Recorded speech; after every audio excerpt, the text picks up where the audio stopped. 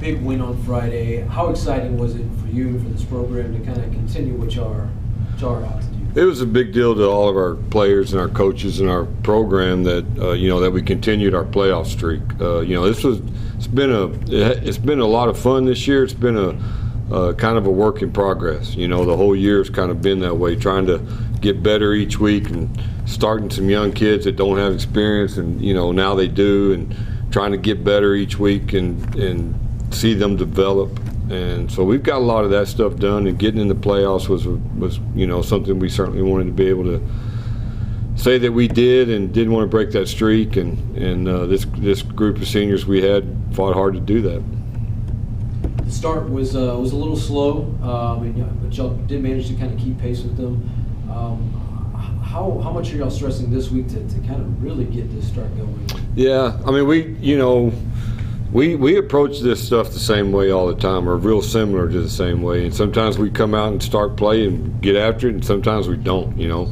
Last week our offense took the first series and went right down the field quick and got us a touchdown, and things looked really good. And then we kind of bogged down a little bit there in the rest of the first half, and then came out the second half fired up again. So it's part of it. When you throw the ball as much as we do, you're going to have some games that are really smooth and easy, and you're going to have some where you drop a couple or don't protect as good, or things like that. There's more things can go wrong in your passing game than can go wrong in your running game. So when you run this kind of offense, you're going to have some adversity in it, and you got to overcome it. You guys, there's really not that much of a doubt. This season Arlington Martin is just right. They've been a good football team. What have you kind of been telling the guys? I know it's just been a couple of days. You're obviously going to have a whole week to prepare for them, but what have you been preaching to them? Well, to me, they're not any different than some of the other teams that we play in the Metroplex all the time. Trinity's at their level. Cedar Park out of Austin that we played on that level. They're a great football team. Coach Bob Wager does a fantastic job, and they do more things in their special teams than I've seen. It's a lot to get ready for, and they really put a lot of pressure on you, special teams wise and their defense. So you've got to be able to handle that, and you've got to get prepared. You've got to work on it, which we're doing.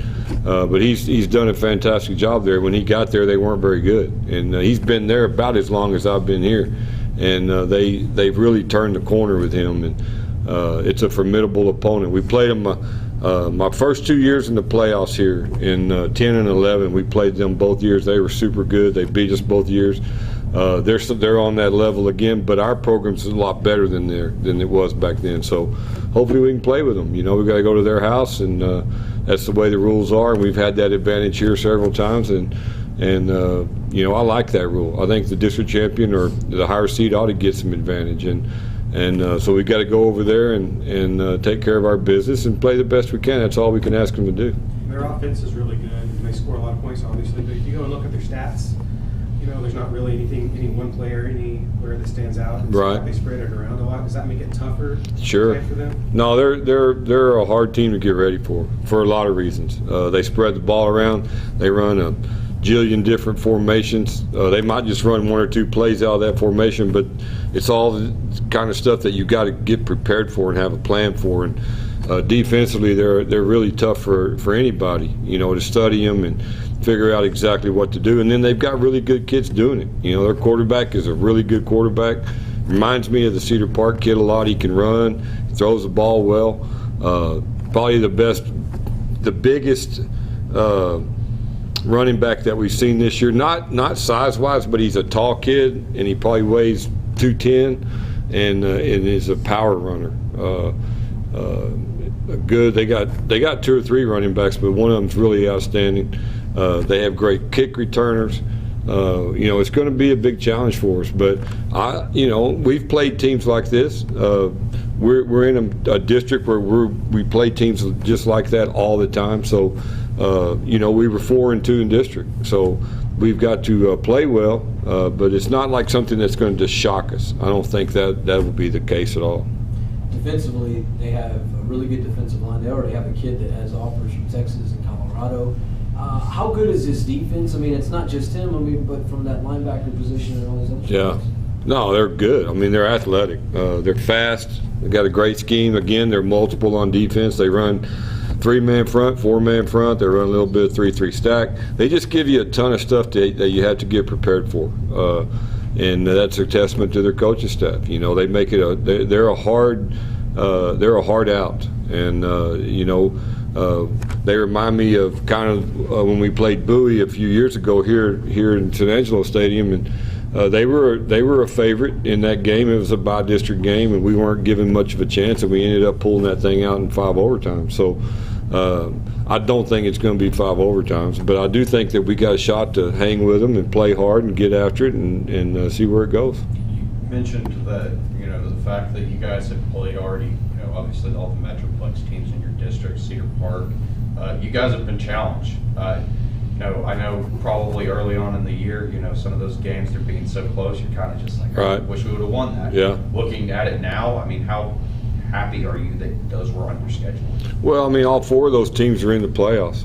Shoemaker had a great year. At the time, nobody thought they were going to have a great year when they beat us, and it was kind of a shock, and everyone's wondering what was going on. Well, they turned out to be pretty good. I think they got second in their district over there, maybe third, but they're in the playoffs, and they played everybody in that district tough, except I think Midway got them pretty good. But everybody else, they either beat them or it was real close. Cedar Park, after we played them, they haven't lost a game since, and they've been blowing people out. And they won their district. And then Richland's a good football team, and they proved that. They only lost 2 district games.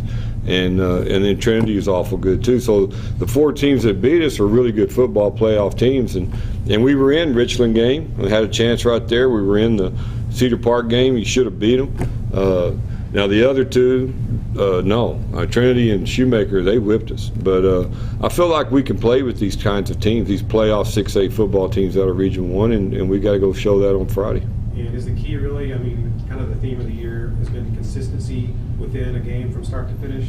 Is that really the key to be able to compete? Yeah, like but that's the key every game. If you're consistent, you're going to be good. Because consistency means you're getting done what you wanted to do, whatever that is, whether you're stopping them on defense or you're moving the ball on offense and scoring touchdowns.